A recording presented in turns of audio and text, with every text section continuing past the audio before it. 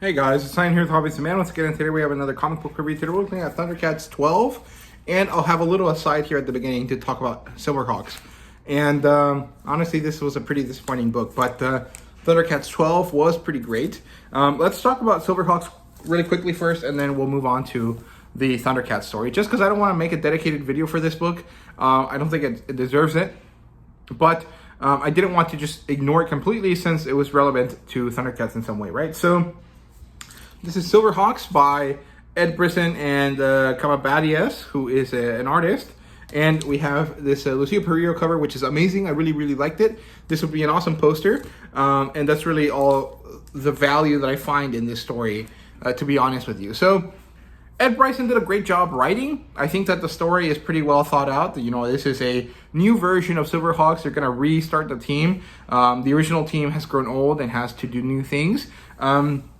And they have to be called back into action basically for a moment because things are happening that are going to change the way that the world in Silverhawks, functions. And so they've been called back to create a new team. All of that is good. The thing is that when you think of Silverhawks, you think of like a specific art style, but I think of something new and fresh and interesting that needs to be shown to have that sort of art style. And I don't see that this has that. It has a very cartoony style, a kind of an old school style that I just don't really like at all. It was really disappointing because this is a futuristic, high-tech kind of story. It's gonna have to have like a space western vibe to it, and it doesn't. The art style, in my opinion, doesn't match that vibe at all. Like, I had pretty high expectations for this. I thought it was gonna be awesome and interesting, and ultimately I was pretty disappointed. The art style feels, and I feel bad for saying this, but it feels very mediocre. And it feels like it doesn't match this at all. It feels more like something for, like, I don't know, a Simpsons comic book or a, like a more kiddie version of this stuff. Like, this stuff doesn't really necessarily feel like, I don't know. I was expecting an elevated, awesome kind of art style, and I got one that is pretty, wholesome and what's it called? Like timeless, but in a way that I don't find valuable for this IP, if that makes sense. And so I was deeply disappointed. The story was fine. It was well written, but it was kind of slow as well. And so the story wasn't satisfying and the artwork wasn't satisfying and it cost $5 and it was just a very disappointing book overall. And so I'm not going to continue to collect this. I did think about it for a bit, but I ultimately decided that it's best to not do so. I already spent too much money on comic books. I'm not going to spend more money on a series that I don't really care too much for. So if they change the art team, if they keep Ed Brisson and they change the artist, maybe I'll come back to it. But at this point, I don't think that it's worth it. So if you picked this up, let me know what you thought about it down below. It was just not for me, and that's pretty sad. And I feel pretty bad about having to be so direct about my feelings, but it's kind of hard to keep it down when I spent $5 and I got something that I feel is kind of bad, right? To put it mildly, I actually felt it was worse than bad, but I don't want to knock it too much because it's just not fair to the artist, right? So it is what it is. Maybe it was I don't know, an issue with the editing team or something. I don't know, but regardless, that's it for that. ThunderCats 12, Declan Shalvey, Drew Moss.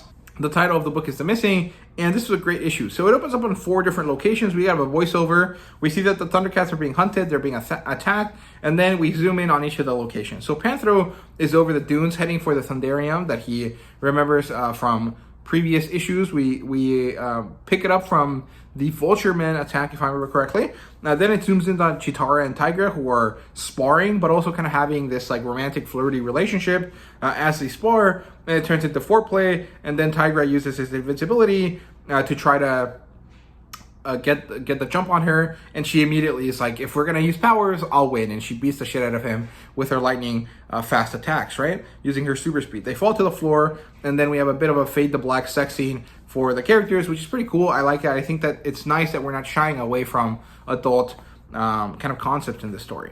Then we transition over to Slythe, who's climbing a spire. He's kind of climbing, and you can tell his age because he's pretty upset that he has to climb so much, and he's really dealing with the difficulties of having to go up so many stairs. Then we transition over to Calico, who's running. She's being chased by something, but she doesn't know what it is. And then ultimately, Yaga shows up in full Obi-Wan Kenobi ass, like ghost, Force Ghost kind of vibes. And he and her talk. Apparently, she was a spy created by Yaga, raised by Yaga, in order to infiltrate the mutants after they stole a bunch of Thunderians. And she managed to save Yaga from the clutches of Mumra when she stole the Eye of Thundera, right? And now is protecting her from whatever is following by using his Force Ghost powers while she runs away. And I thought that was pretty awesome. It was great to see that she was relevant in some way, but I don't know what this means for her, because is she still following Yaga's mission? Is she going to go to Mumra? Or is she going to just kind of try to disappear and she stole the Sword of Omens as a way to remove it from the equation for a while? I'm not really sure what's going on here, but I'm pretty curious to see where it goes, and I really like that. We come back to Panthro, who's with Wily Kit. They're out for the medal. And then Chitara and Tygra are kind of in post-cloidal bliss, or post-nut clarity, and this gives Tygra the imagination necessary to solve their problem. He has a bit of enlightenment from this, and he comes up with a new way to change the Thunderium ore into a new element called Thundor, or Thunder ore, right? And this is a flexible metal. They're really going into the Wakanda kind of vibes here, with all of these metallic, things and cat people. And then at the end of the issue, the characters all ask, where is Lion-O, right? And it turns out that he's mummified over with Mumra, right? And Slythe and his reptilians unite. His wife had died recently, and Vulture Man shows up, and he's like, hey, Slythe, it's time to go attack the ThunderCats. And it's pretty fun. I really liked it. I thought it was enjoyable, but I don't know. Just great stuff. I don't know where I was going with that. I really enjoyed myself with this issue. I thought it was great. Drew Moss's artwork is still not my favorite, but it is growing on me. I think that the more I see it, the more I get used to it. Mostly, I think there's just too many patterns on the characters, if that makes sense. But this issue was great. I really, really enjoyed it. I think Declan Shalvey is doing a great job with the writing here. So overall, 10 out of 10 issue for sure. I recommend that you guys catch up to the series if you haven't, or pick up starting from 13. I'm sure you will enjoy it. So, yeah, thank you guys so much for watching. I hope you guys enjoyed, and see you guys later.